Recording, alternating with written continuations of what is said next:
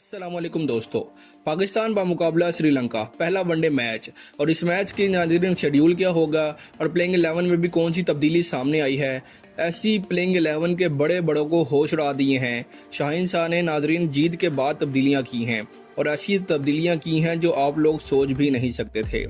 इससे पहले आप लोगों ने नाज़रीन ऐसे कप्तान देखे होंगे जो हार के बाद छोटी मोटी तब्दीलियां करते थे टीम में, लेकिन इस बार जनाब जो है ना शाहीन शाह अफरीदी ने साउथ अफ्रीका से तारीखी सीरीज जीतने के बाद भी बड़े पैमाने पर श्रीलंका के खिलाफ तब्दीलियां करने का इस वक्त नाज़रीन शाहीन शाह अफरीदी पहले ऐसे कप्तान बनकर सामने आए हैं जिन्होंने साउथ अफ्रीका को पाकिस्तानी सरजमीन पर शिकस्त दी, पर अब वो वाहिद कप्तान ऐसे हैं जो जीत के बाद भी मैच के अंदर तब्दीलियां करते जा रहे हैं।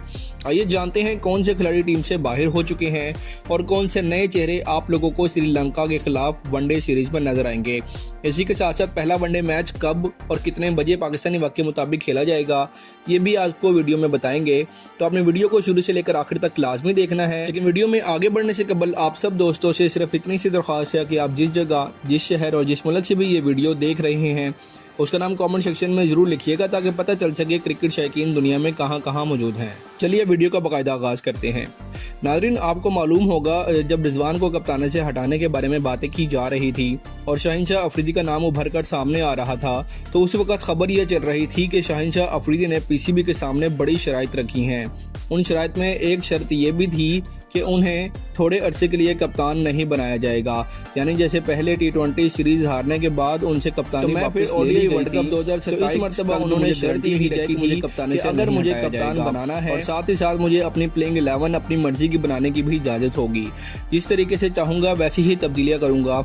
और नाज़रीन, इसी को मद्देनजर रखते हुए वजह है कि जीत के बावजूद शाहीन शाह अफरीदी अब श्रीलंका के खिलाफ ओडीआई स्क्वाड के अंदर खिलाड़ियों को निकाल भी रहे हैं और जो है ना नए खिलाड़ी को मैच में शामिल भी कर रहे हैं। जो है ना पहले ओडीआई मैच के लिए प्लेइंग 11 कुछ इस तरह से है। सबसे पहले नाज़रीन ओपनिंग की बात करें, फखर जमान टीम में मौजूद हैं और रहेंगे भी। बहुत से लोगों ने सवाल उठाया था कि फखर की जगह कोई नया खिलाड़ी क्यों नहीं लाया गया, और इसका जवाब शाहीन जमान मेरे लिए पूरी टीम के बराबर की अहमियत रखता है।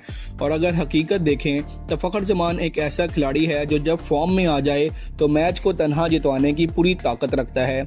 और यहाँ पर यह बात दुरुस्त है कि हालिया अरसे में उनकी ओपनिंग इतनी मजबूत नहीं रही, लेकिन टीम से बाहर करने का सवाल ही और है कि उन्हें नंबर 3 पर जिस तरह की फॉर्म, जिस तरह का कॉन्फिडेंस और जिस तरह की धाक साइम अयूब ने हालिया मैचेस में कायम की है, वो इस वक्त पाकिस्तान में टॉप 3 बैटर्स में शुमार होने के लायक है। उसने अपनी बैटिंग से साबित किया है कि वो सिर्फ स्ट्रोक प्ले नहीं बल्कि मैच का तसलसल तब्दील करने वाला प्लेयर भी है। जब उनकी फॉर्म नीचे गिरी थी तो उस पर हजारों लोगों ने तनकीद की, मगर उसने बगैर जवाब दिए सिर्फ परफॉर्म करके सबको जवाब दिया। और फ़र्क होता है खिलाड़ी और फाइटर में, और साइम अयूब इस वक्त फाइटर बनकर सामने आने के मूड में हैं। उसके बाद आते हैं नाज़रीन बाबर आजम पर। जी हाँ, इस सीरीज को बाबर आजम की कम बैक सीरीज भी कहा जा सकता है। क्यों? क्योंकि एक तरफ फखर अपनी जगह मजबूत रखता है, दूसरी तरफ साइम फॉर्म में है। बाबर को अपना मकाम फिर खुद साबित करना होगा और इसलिए इम्कान है कि बाबर से इस बार उसे ज्यादा गेंदें खेलने का मौका मिल सके और वो अपनी बैक टू बैक कम स्कोर परफॉर्मेंस को कम कर सके। बाबर आजम टीम में हैं तो सिर्फ बड़े नाम की वजह से नहीं, बल्कि वो एक बड़े खिलाड़ी हैं जो किसी भी वक्त फॉर्म में वापस आ सकते हैं। अब चलते हैं नंबर 4 की तरफ, और यहाँ सबसे बड़ी तब्दीली हुई है नाज़रीन। हसन नवाज को टीम और स्क्वाड दोनों से बाहर कर दिया गया है, यानी ना वो पाकिस्तान के 15 रुकनी स्क्वाड के अंदर है और ना ही वो जो है ना 11 बल्कि उनकी हांगकांग सुपर सिक्स में परफॉर्मेंस देखने के बाद सीधा अब्दुल समद को शामिल किया गया है। वो ना सिर्फ स्क्वाड में शामिल किया गया है, नाफिज होगा कि नाम नहीं परफॉर्मेंस, तो फिर अब्दुल समद का नाम तो बिल्कुल सामने आता है और उन्हें फिर आना भी चाहिए। शाहीन ने वाजिया कह दिया है कि मुझे नाम से कोई फ़र्क नहीं पड़ता, मुझे सिर्फ परफॉर्मेंस से गर्ज है। ये वो जुमला है जिसने पाकिस्तान में एक नई कप्तान का आगाज़ का ऐलान कर दिया है। उसके बाद नाज़रीन विकेट कीपर की बारी आती है। पहले मैच में मोहम्मद रिजवान विकेट कीपिंग करेंगे, क्योंकि पहला मैच जितना मोहम्मद रिजवान को पाकिस्तान लेकर नहीं चलना, दूसरे और तीसरे मैच में मोहम्मद रिजवान फिट होते हैं या वो परफॉर्म नहीं कर पाते तो उनके रिप्लेसमेंट के तौर पर किसी खिलाड़ी को जरूर पाकिस्तान तैयार करना चाह रहा है। अब मिडिल ऑर्डर ऑलराउंडर की बात करते हैं। सलमान अली आगा, जी हाँ नाज़रीन, ये बंदा इस वक्त पाकिस्तान का मुस्तहकम तरीन ऑलराउंडर में शुमार हो रहा है। चाहे बॉलिंग हो या बैटिंग, ये दोनों जगह टीम को बैलेंस देता है। पिछले कुछ मैचेस में इसने मुस्तकिल मिजाजी दिखाई है और ये चीज़ कीमती होती है।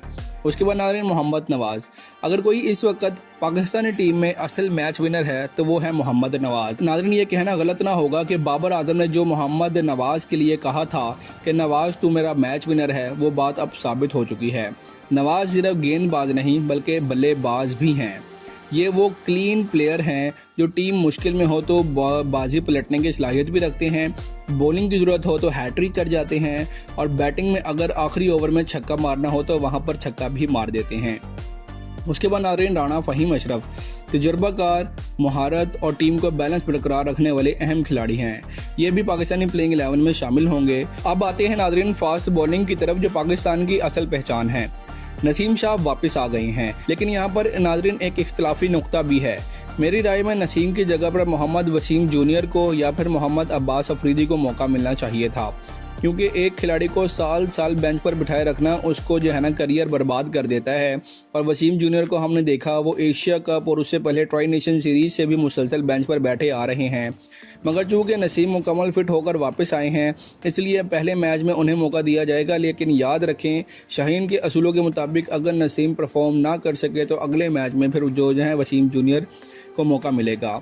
और फिर आते हैं नाज़रीन कप्तान शाहीन शाह अफरीदी खुद, जिन्होंने तारीखी सीरीज़ जीत कर सब नाकदीन को भी चुप करवा दिया है और बता दिया है कि मैं किस किस्म का कप्तान हूं। जितना मैंने नाज़रीन में पहली वीडियो में भी आपको बता चुका हूं कि शाहीन ने जो है ना साउथ अफ्रीका सीरीज़ का जो दूसरा मैच हारा था उसके बाद जब प्लेइंग 11 में तब्दीलियाँ की तो उन्होंने उसी वक्त कहा था कि जिस तरह मैं लाहौर कलंदर को टाइटल जितवाता हूँ और बड़े क्रूशल मोमेंट्स के ऊपर जाकर उन्होंने मैचेस जीते हैं, तो इसी तरह उन्होंने कहा था कि मैं साउथ अफ्रीका से भी ये सीरीज़ जीत कर दिखाऊंगा। और वही हुआ नाजरीन, उन्होंने वन साइडेड यानी कि यूं कह ले अफ्रीका को चारों शानों चित करके उन्होंने जो है ना ओडीआई सीरीज जीती। अफ्रीका ना बॉलिंग में कुछ कर सका, ना बैटिंग में, और ना ही जो है ना फील्डिंग में कुछ कर सका। तो अब शाहीन शाह अफरीदी जो है ना पूरे एतमाद भी हैं और अब अफ्रीका के बाद श्रीलंका को भी पिछाड़ने के मूड में हैं। वो सिर्फ बॉलर नहीं बल्कि एक फैसला साज लीडर बनकर सामने उभरे हैं। और उसके बाद नाजरीन आखिर में आएंगे मिस्ट्री स्पिनर इब्रार अहमद, पाकिस्तान का स्पिन हथियार और श्रीलंका के खिलाफ स्पिन हमेशा अहम किरदार अदा करता रहा है। इसके अलावा नाजरीन इब्रार अहमद को दूसरे ओडीआई मैच में अफ्रीका के खिलाफ निकालने के बाद पाकिस्तान ने देख लिया कि इब्रार अहमद के ना होने की वजह से पाकिस्तान को कितना बड़ा नुकसान उठाना पड़ा। तो इसलिए अब पाकिस्तान जो है ना श्रीलंका के खिलाफ कोई भी रिस्क लेने के मूड में नहीं है। पाकिस्तान की मुकम्मल प्लेइंग 11 कुछ इस तरह से है: फ़खर जमान, साइम अयूब, बाबर आजम, अब्दुल समद, मोहम्मद रिजवान, सलमान अली आगा, मोहम्मद नवाज़, फ़हीम अशरफ, नसीम शाह, शाहीन शाह अफरीदी और इब्रार अहमद। नाज़रीन अब शेड्यूल की बात करें तो पाकिस्तान और श्रीलंका के दरमियान पहला वनडे मैच पाकिस्तानी वक्त के मुताबिक दोपहर 3 बजे 11 नवंबर को रावलपिंडी क्रिकेट स्टेडियम में खेला जाएगा। और अगर आप ये मैच लाइव देखना चाहते हैं तो आप टैपमेड ऐप या तमाशा ऐप पर लाइव देख सकते हैं। नाज़रीन आपको पाकिस्तान की ये प्लेइंग 11 कैसी लगी? क्या ख्वाजा नाफे जिन्होंने सुपर सिक्सेस हांगकॉन्ग टूर्नामेंट में बड़ी ही ज़बरदस्त परफॉर्मेंस दी, इसके साथ साथ अब्बास अफरीदी जो है ना वो स्क्वाड में नहीं है इस वक्त पाकिस्तान के, क्या इन जैसे प्लेयर्स को स्क्वाड में होना चाहिए? और ना सिर्फ स्क्वाड बल्कि क्या प्लेइंग 11 में भी होना चाहिए? अपनी कीमती राय कमेंट सेक्शन में ज़रूर दीजिएगा। मिलते हैं अगली वीडियो में, तब तक के लिए अल्लाह हाफिज़।